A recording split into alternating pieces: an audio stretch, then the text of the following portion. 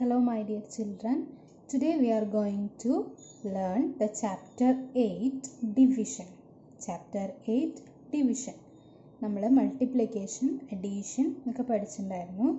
അതേപോലെ ഒരു ഓപ്പറേഷനാണ് division. Let's start the class. Look at the picture carefully and answer the questions that follow. See your textbook. You can see a picture here. See that? A son is there and mom. Okay, ഒരു അമ്മയും മകനും കൂടിയിട്ടുള്ള picture അല്ലേ? അതിൽ you can see in the table, on the table there are some cups and some cookies are there in mom's hand. മോമിൻ്റെ കയ്യിൽ കുറച്ച് cookies കാണാനുണ്ട് and ടേബിളിൽ കുറച്ച് കപ്സും കാണാനുണ്ട്, ടീ കപ്സും കാണാനുണ്ട് അല്ലേ? So see the first question. Paromida has made cookies for 6 people.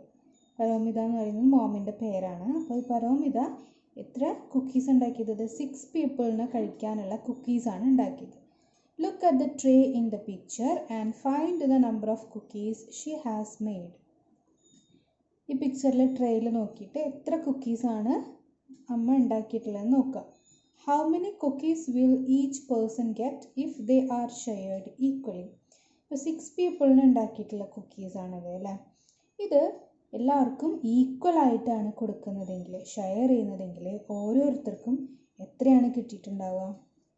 നമുക്ക് നോക്കാം. അപ്പോൾ 6 പീപ്പിളിന് വേണ്ടിയിട്ട് ഉണ്ടാക്കിയിട്ടുള്ള കുക്കീസാണ്. അപ്പോൾ ആദ്യം നമുക്ക് ഓരോരുത്തർക്കും ഓരോ കുക്കീസ് കൊടുക്കുകയാണെങ്കിൽ ഇത് ഫസ്റ്റ് പേഴ്സൺ കൊടുത്തു, second person, third person, 4th, 5th, 6th. Okay, അപ്പോൾ 6 പേർക്കും ഓരോന്നും ഇത് കൊടുത്തു. ബാക്കിയുള്ളത് ഇതാണ് അല്ലേ? എഗെയിൻ ഓരോന്നും വീതം 6 പേർക്ക് കൊടുക്കുകയാണ്. അപ്പോൾ first, second, third, 4th, 5th, 6th എല്ലാമായി. ഓക്കെ, അപ്പോൾ ഓരോരുത്തർക്കും എത്ര എണ്ണം വെച്ച് കിട്ടിയിട്ടുണ്ടാവും? ഒരാൾക്ക് 2 എണ്ണം വെച്ചിട്ട് കിട്ടിയിട്ടുണ്ടാവും അല്ലേ? A people got 2 cookies each. ഇതാണ് ഈക്വൽ ഷെയറിംഗ് എന്ന് പറയുന്നത്.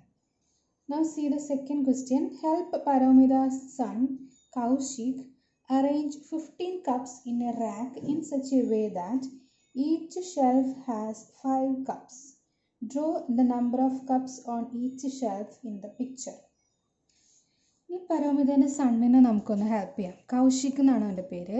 കൗശിക്കിൻ്റെ അടുത്ത് കണ്ടോ 15 cups ആണിത്. Okay, he want to arrange the cups on the shelf. ഇവിടെ നിങ്ങൾക്ക് ഒരു ഷെൽഫ് കാണാം അല്ലേ? ഈ ഷെൽഫിൽ ഈ കപ്സിനൊക്കെ ഒന്ന് അറേഞ്ച് ചെയ്യണം. And each shelf has equal number of cups. ഓരോ ഷെൽഫിലും ഈക്വൽ കപ്സാണ് വേണ്ടത്. അതായത് ഇവിടെ ഫസ്റ്റ് ഷെൽഫിൽ എത്ര കപ്സാണ് ഉള്ളത് അത്രയും എണ്ണം തന്നെയാണ് ഇവിടെയും വേണ്ടത്. ദെൻ അത്ര എണ്ണം കപ്സ് തന്നെയാണ് തേർഡ് ഷെൽഫിൽ വേണ്ടത്. എല്ലാ ഷെൽഫിലും ഒരേ നമ്പർ ഓഫ് കപ്പാണ് നമുക്ക് അറേഞ്ച് ചെയ്യേണ്ടത്. അപ്പോൾ നമുക്ക് കൗശിക്കിനെ ഒന്ന് ഹെൽപ്പ് ചെയ്യാം. ഓക്കെ, ഇവിടെ നിങ്ങൾ വരച്ച് കാണിക്കണം. ഓക്കെ, അപ്പോൾ ആദ്യത്തെ ഷെൽഫ് നമുക്ക് ഫിൽ ചെയ്യാം. How many cups are there? 15 cups. And ക്വസ്റ്റ്യനിൽ പറഞ്ഞിട്ടുണ്ട് ഈച്ച് ഷെൽഫ് ഹാസ് 5 cup. ഓരോ ഷെൽഫിലും 5 കപ്പാണ് വേണ്ടതെന്ന് പറഞ്ഞിട്ടുണ്ട് കേട്ടോ. സോ നമുക്ക് ഓരോ ഷെൽഫിലും നമുക്ക് 5 കപ്സിനെ ഒന്ന് അറേഞ്ച് ചെയ്യാം. ഓക്കെ, അപ്പോൾ ആദ്യത്തെ ഈ കപ്പ് നമ്മൾ ഇവിടെ വരയ്ക്കുകയാണ്. Okay, this is the first cup. Second cup, then third കപ്പിനെ ഇവിടെ വരയ്ക്കുകയാണ്. Then 4th, 5th. ഓക്കെ, അപ്പോൾ ഫസ്റ്റ് ഷെൽഫിൽ 5 കപ്സായി. ഈ ബാക്കിയുള്ള കപ്സിനും കൂടി നമുക്ക് അറേഞ്ച് ചെയ്യാം. ഈ കപ്പ് നമുക്ക് ഇവിടെ വയ്ക്കാം. Then ഇത് we can put here and this cup can place here. ഇത് ഇവിടെ പ്ലേസ് ചെയ്യാം. എത്രയായി? 1 2 3 4 ആയിട്ടുള്ളൂ. അപ്പോൾ 1 more cup നീഡ്. ഓരോ ഷെൽഫിലും 5 എണ്ണം വീതം വെച്ചിട്ട്. ഓക്കെ, ഇനി ബാക്കിയുള്ള ഷെൽഫും കൂടെ കപ്സും കൂടെ അറേഞ്ച് ചെയ്യാം. ഇനി ഈ കപ്പിനെ നമുക്ക് ഇവിടെ വയ്ക്കാം. ഇതിനെ ഇങ്ങോട്ട് വയ്ക്കാം. Now this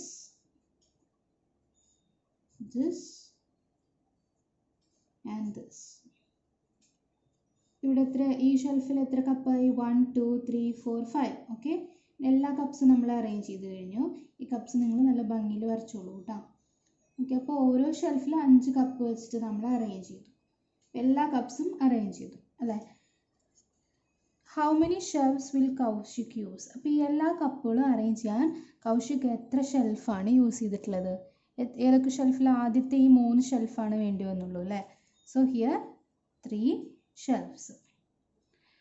Now second question, write a division sentence for this situation. ഇങ്ങനെ ഈക്വൽ ആയിട്ട് ഡിവൈഡ് ചെയ്യുക അല്ലെങ്കിൽ ഷെയർ ചെയ്യുന്നതിനെയാണ് ഡിവിഷൻ എന്ന് പറയുന്നത്. ഓക്കെ, അതായത് there are 15 cups. 15 cups ആയിരുന്നു ഉണ്ടായിരുന്നത്.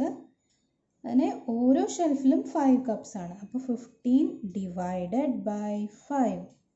ഈ 15 കപ്സിന് 5 കപ്സ് വീതം നമ്മൾ ഡിവൈഡ് ചെയ്തു. ഈ ഡിവൈഡഡ് ബൈ ഡിവിഷനെ യൂസ് ചെയ്യുന്ന സിമ്പിളാണ് ഇത്.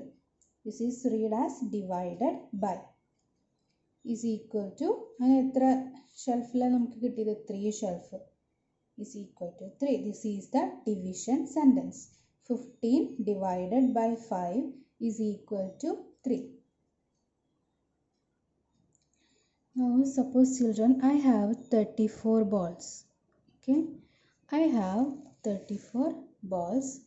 I want to divide these balls into 6 packets, into some packets. Okay, കുറച്ച് ഈ 34 ബോൾസിന് കുറച്ച് പാക്കറ്റ്സിലാക്കണം.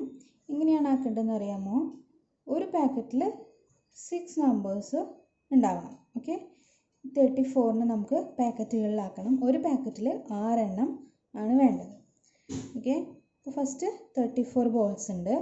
അതിൽ ആദ്യത്തെ പാക്കറ്റിൽ 6 എണ്ണം വെച്ചു. ഓക്കെ, അപ്പോൾ 34ൽ നിന്ന് 6 എണ്ണം പോയി അല്ലേ. 34 - 6 ഇറ്റ് ഈസ് ബാക്കി ഉണ്ടാവുക എത്രയാണ്? 28 ബോൾസ് ആണ് ബാക്കി ഉണ്ടാവുക.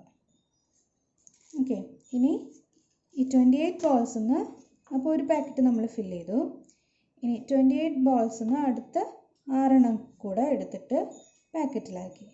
അപ്പോൾ ബാക്കി എത്ര ഉണ്ടാവും? 28 - 6 22 ബോൾസ് ഉണ്ടാവും. നൗ ബാക്കിയുള്ള ഈ 22 ബോൾസിൽ 6 എണ്ണം എടുത്തു, അതൊരു പാക്കറ്റിലാക്കി. അപ്പോൾ 22 - 6 ബാക്കി എത്ര ഉണ്ടാവും? 22 - 6 16 ബോൾസ് ഉണ്ടാവും ബാക്കി. ദെൻ ഈ 16 ബോൾസിൽ 6 എണ്ണം എടുത്തിട്ട് ഒരു പാക്കറ്റിലാക്കി. അപ്പോൾ ബാക്കി 16 - 6 10 ബോൾസ്. ദെൻ ബാക്കി 10 ബോൾസ് ആണുള്ളത്. ആ 10 ബോൾസിൽ 6 ബോൾസ് എടുത്തിട്ട് ഒരു പാക്കറ്റിലാക്കി. അപ്പോൾ ബാക്കി ഉണ്ടാവുക എത്രയാണ്? 10 - 6 ഈസ് 4 ബോൾസ്. ഓക്കെ, ഇപ്പോൾ 4 ബോൾസ് ആണുള്ളത്.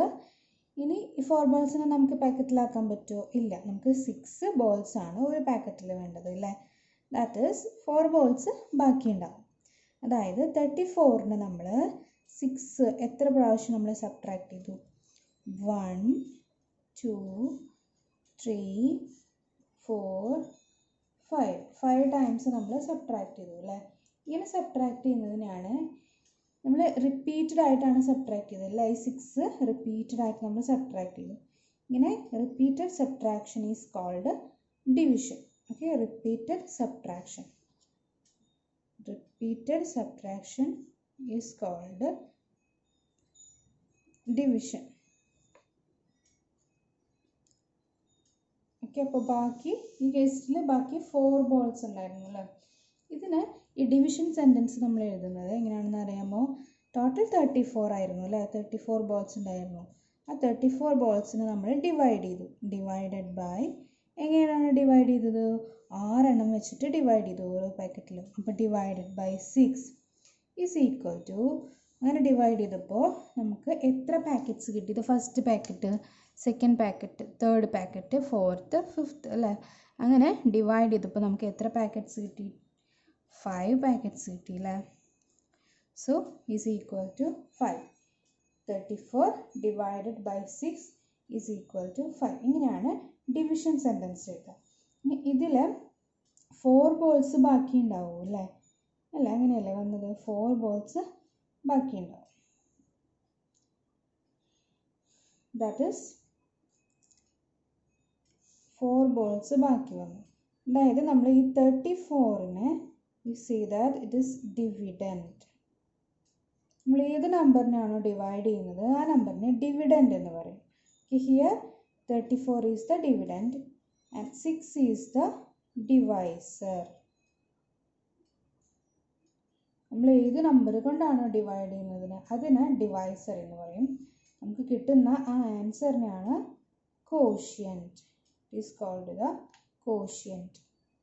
ദെൻ ഇനി നമുക്ക് എന്തെങ്കിലും ബാക്കി വരുന്നുണ്ടെങ്കിൽ ബാക്കി ഇവിടെ 4 balls വന്നു അല്ലേ, അപ്പോൾ ബാക്കി വരുന്നതിന് നമ്മൾ റിമൈൻഡർ എന്ന് പറയും. Remainder. So this is the division sentence. 34 divided by 6 is equal to 5.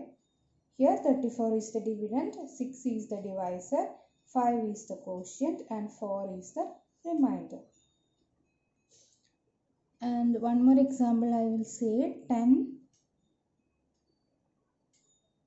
Okay, that is 13 divided by 5 is equal to 13 divided by 5 2 ആണ് വരിക.